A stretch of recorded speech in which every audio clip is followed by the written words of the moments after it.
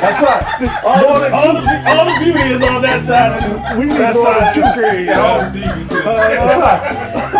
All the cuties over there. All the cuties over there. I'm just cute, but Miss Ruth is beautiful. This side is good, man. Wow, wasn't there something here in the champ dog, man? Yeah, man. That hit me hard. That hit me hard. Mm-hmm. It's all the greats, man. We're losing them one by one. Yes, it was a heartbreaker. Yeah. I mean, the whole world was sad. It's still sad. Yeah. Thinking about Ali, I mean, do you have a favorite Muhammad Ali moment? I was watching the fight, and I can't remember who he was fighting when he got his jaw broken the first round, the second round, Ken something Norton. like Ken Norton, and continued on for all of those rounds, man. The resiliency, the heart, to continue on, man. Broken jaw, man. Right now, hangnail, man. Time out. Yeah. I think about the George Foreman fight, man, because I was a fan of his, and I was afraid for him, because Foreman at that time was like more so than Mike Tyson. He struck fear in people's heart. Right. You know what I mean? And the way he dominated everybody. It's like, and Muhammad was past his prime. Man. You know what I mean? So I was afraid for his safety, really, for the first time. I was really afraid for his safety. And when he won that thing, that was like, it was awesome. It was awesome. Yeah. I know we talked about, Ali is a global citizen, but sometimes when people say that, they like to say then that he transcended race. Wow. How do you respond when someone says he transcended race? He was polarizing in his day. Yeah. He said at the time, everybody loves him now. You know what I mean? But it's like a lot of the heroes, Dr. King. After they're gone or after they're silent, then people start to have this love for him. Right. But when he was making the stances that he made, he was hated. Yeah, he was reviled. He was called every name, and so it took some. See, it doesn't take any courage now to say I love Muhammad Ali. Right. It took some courage then to say, you know what I mean, and it took some courage for him to stand up. Everybody can say it now. Oh, we love him. Right. But at that time, no. So I don't think he transcended race. I think a lot of people want to kind of revise history now. Right. You know what I mean? But at that time, he had as many people hating him as loved him. And it was split, you know what I mean? Even African Americans were split between, it was the Joe Frazier camp and it was the Muhammad Ali camp. That's right. You couldn't love them both. Right. It's always like, it's funny how that happens. When you have African American icons, it's almost like you always have to choose. Well, people want you to choose. Well, want you to feel like you got to choose. It's got to be one or the other. You're a Jordan man or you're a Kobe man, or you're LeBron. It's always one or the other. It's never. Yeah, you know what I mean. You notice that? Yeah. So at that time it was Muhammad, and it was Joe Frazier. Yeah. He was pretty, from a middle class family, so he grew up pretty well.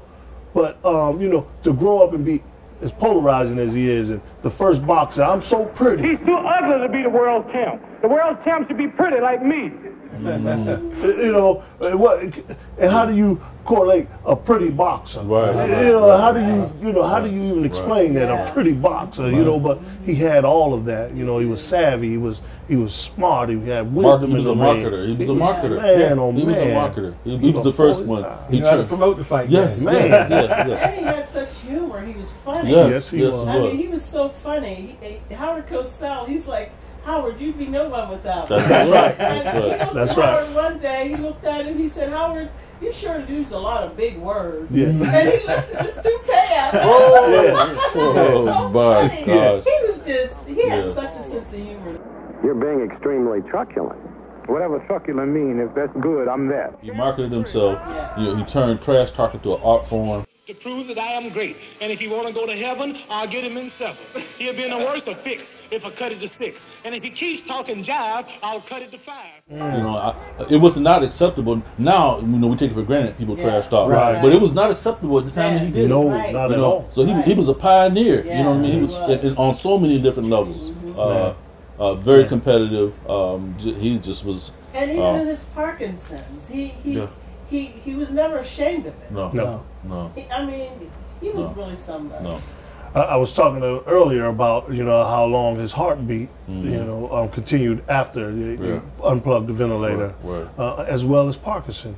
That's not a long-lived disease, and just to think how long he lived after that. I mean, this man was just resilient. He was a fighter, and I mean, and all of that transcended into what he stood up for, and what and how he felt about things. I mean, this war has nothing to do with me, and at that time again he was hated.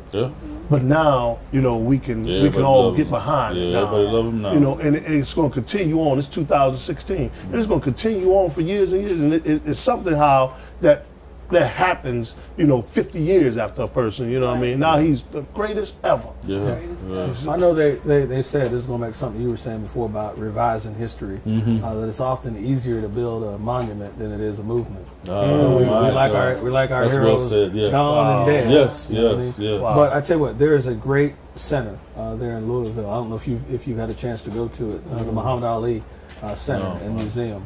That tells the story of his legacy inside as well as outside of the ring. Because there's a generation of folks, you mentioned his battle with Parkinson's. All they know of Ali is the footage that they've seen of fights, but him lighting that torch at the Olympics. And that kind of seemed to be when there was this re-embrace for a lot of people of him.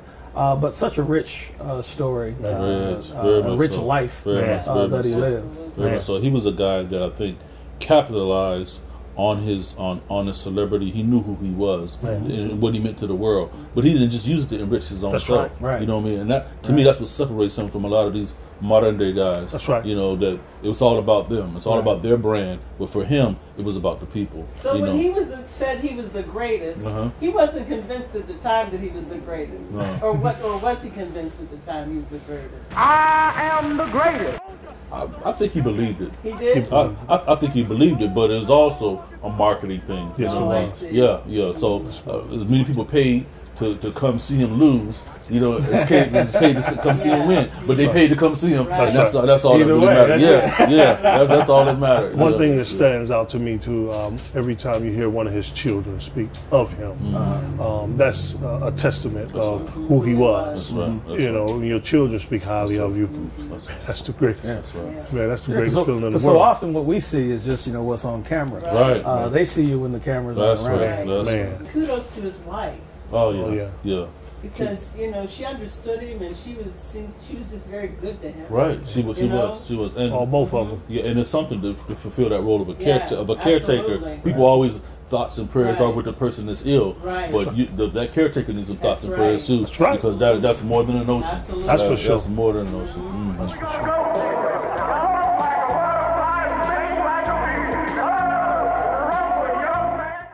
And that's it for us here on this episode for the Barbershop Talk. See new episodes every Thursday at timesonline.com/barbershop-talk. You can check us out on the Beaver County Times Facebook page and leave a comment about these episodes, or email us at barbershop-talk@timesonline.com. We'll see you next time.